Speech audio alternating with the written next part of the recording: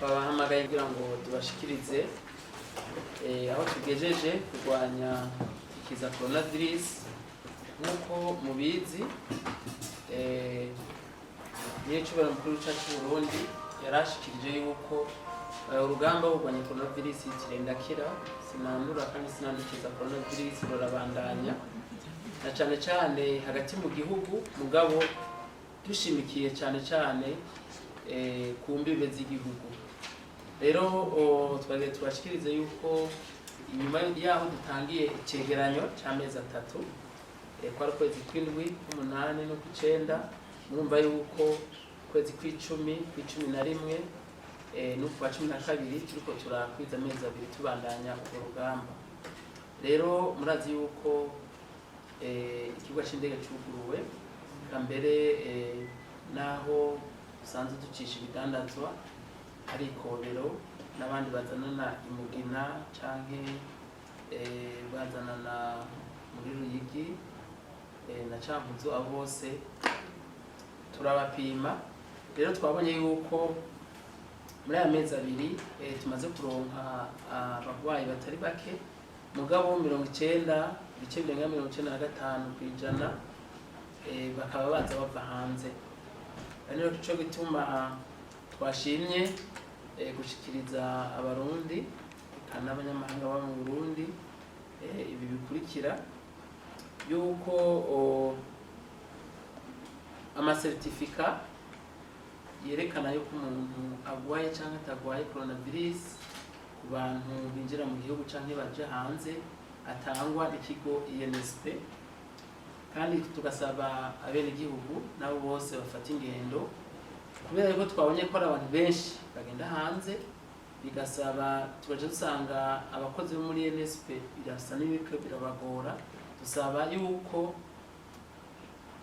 bo kubahiriza amasaha 48 imbere kuja gusaba certificate, kuko hari abaza basanga bwati genda keneye certificate nza kugenda ku mugoroba canke je mu gatondo, ivyo bituma tudakora neza.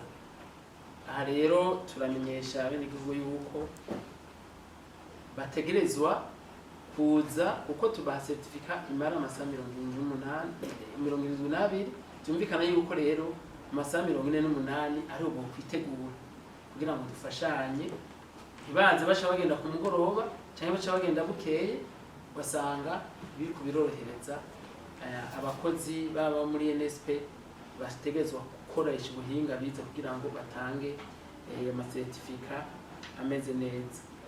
Mu basaba kugenda hanze baza kwipimisha barondera certificate tumaze kubonamwo ko harimo abagwayi.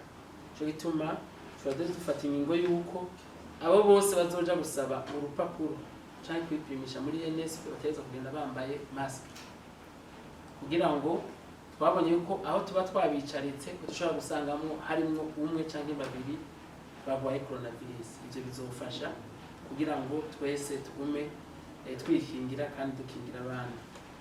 Ikindi naco nuko twabonye yuko hariho abarundi benshi bagenda hanze badafise by'ukuri zijya makuru certificate zatanzwe na INSP. Ico gituma dusaba tugiye gushira ku mbibe aho baca imigwi y'abaganga, kuko twarashizemwo code kuri ya certificate kugira ngo ntibe iya magendo code kia.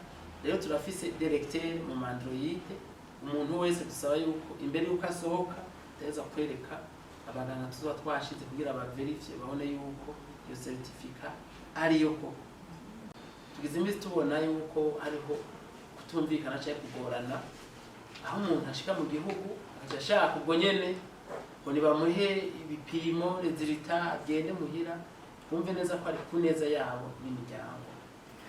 Kandi turashima cyane akarero keza nyecubara mukuru w'icacu Burundi maze kutwereka aho wenyene ashika aja muri confinement mugo sanga abarundi basanzwe bariko baratugora. Ubu rero batezwa kumva yuko amasaha 72 ariyo ateganijwe kugira ngo tubatunganirize bategezwa kuguma muri quarantaine mu mahoteli, kandi bakaja mu vyumba vyabo.